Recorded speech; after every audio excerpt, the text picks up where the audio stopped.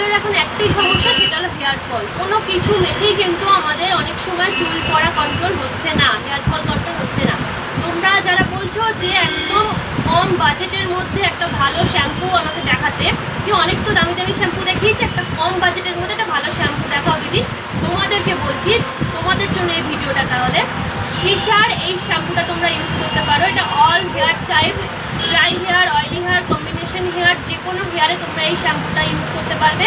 এর মধ্যে রয়েছে সীসা, ভিঙ্গরাজ, আমলা, অনিয়ন। প্রত্যেকটা ইনগ্রিডিয়েন্টস আমাদের চুল পড়া থেকে কন্ট্রোল করবে, হেয়ার ফলটা কন্ট্রোল করবে, চুলের গোড়ার যে রুট সেটা শক্ত করবে।